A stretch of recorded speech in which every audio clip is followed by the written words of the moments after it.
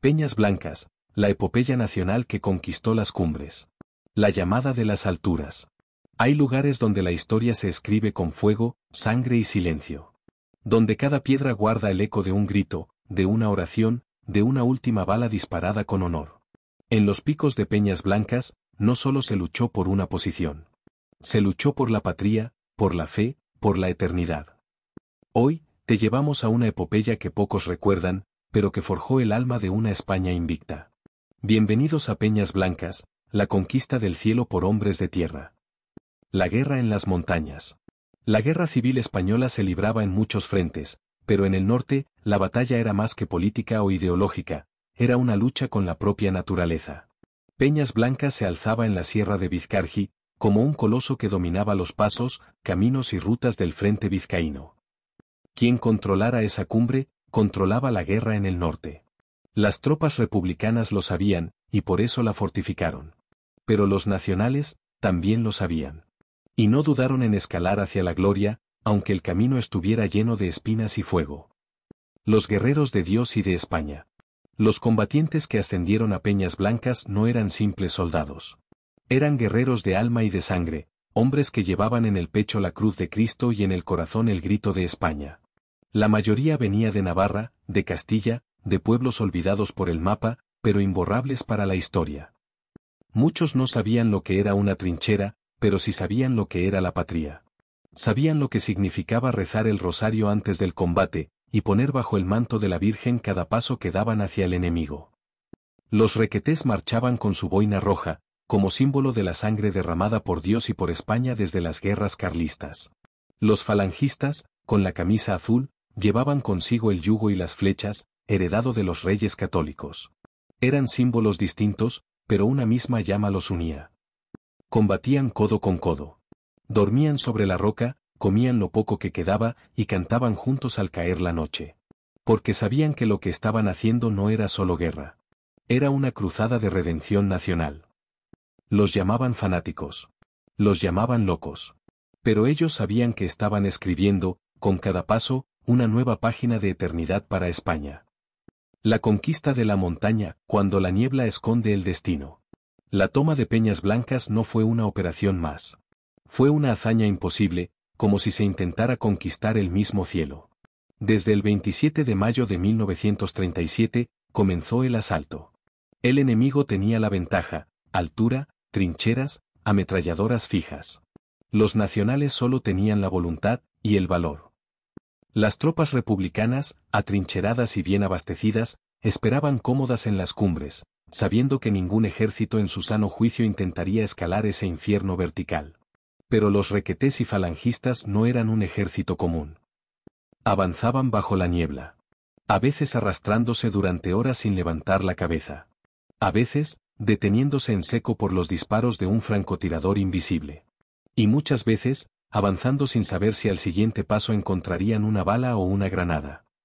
Los caminos eran tan empinados que los mulos no podían subir. La artillería debía arrastrarse a mano. Algunos combatientes llevaban explosivos a cuestas, sabiendo que si no los colocaban a tiempo, morirían todos. Cada centímetro conquistado era pagado con sangre. Pero no retrocedían. Porque en sus mentes no había posibilidad de derrota. Solo existía el deber sagrado de llegar a la cima, o morir intentándolo. Y mientras la niebla cubría los cuerpos, el espíritu de aquellos hombres iluminaba el camino con su ejemplo eterno. Heroísmo y sacrificio, los nombres que no deben morir. En cada guerra hay nombres. Pero en Peñas Blancas, esos nombres se convirtieron en leyenda. José María Abárzuza, requeté navarro, defendió una posición aislada durante 5 horas. Sin refuerzos. Sin munición. Solo con su fusil y su fe. Cuando lo encontraron, estaba muerto, pero rodeado de enemigos abatidos. Aún apretaba en la mano su rosario. Manuel Gaitán, joven falangista de León, fue alcanzado por metralla en el vientre. Podía haberse dejado morir. Pero arrastró a su teniente herido más de 200 metros bajo fuego enemigo. Lo dejó en una cueva, y murió desangrado sonriendo.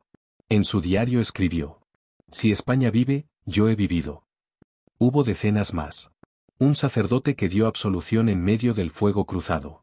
Un pelotón completo que se negó a retroceder, sabiendo que su muerte aseguraría la victoria final. Esos nombres, olvidados por los libros de historia, aún resuenan en la piedra. Porque fueron el precio del cielo conquistado. Y porque ninguna nación puede sobrevivir si olvida a sus héroes. No murieron en vano. Porque en cada español que ama su bandera, vive un poco de Abárzuza, de Gaitán, de todos aquellos que hicieron de Peñas Blancas, un altar de sacrificio nacional. La victoria cuando la bandera besó las nubes. Y al fin, tras días de lucha encarnizada, de noches sin sueño y de amaneceres cubiertos de humo y rezos, la cima de Peñas Blancas se rindió al valor de sus conquistadores. El eco de los disparos fue sustituido por el crujido solemne de una bandera desplegándose al viento. No era una simple tela, era el símbolo vivo de una victoria ganada con sangre, coraje y fe. Aquel instante no fue solo una conquista territorial, fue una consagración espiritual. Cada paso ganado en la roca significaba un nombre caído, una oración susurrada, una promesa cumplida. Los combatientes del tercio, exhaustos y con la ropa desgarrada, se arrodillaron ante el mástil improvisado. Y entonces sucedió, la bandera, roja y gualda, ondeó por encima de las nubes, como si el cielo mismo la acogiera en señal de respeto.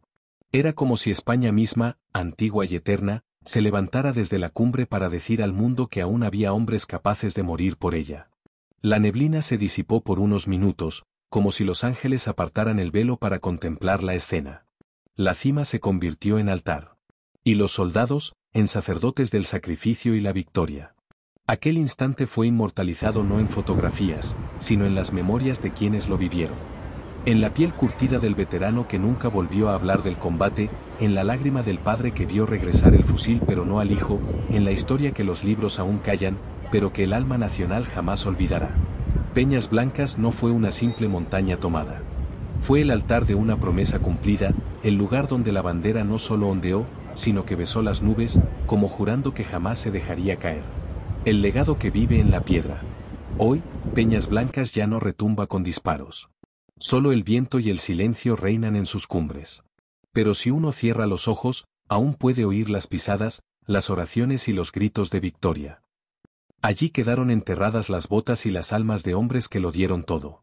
Y allí debemos volver, aunque sea con la memoria, para no olvidar nunca que hubo españoles que lucharon hasta la cima, por todos nosotros.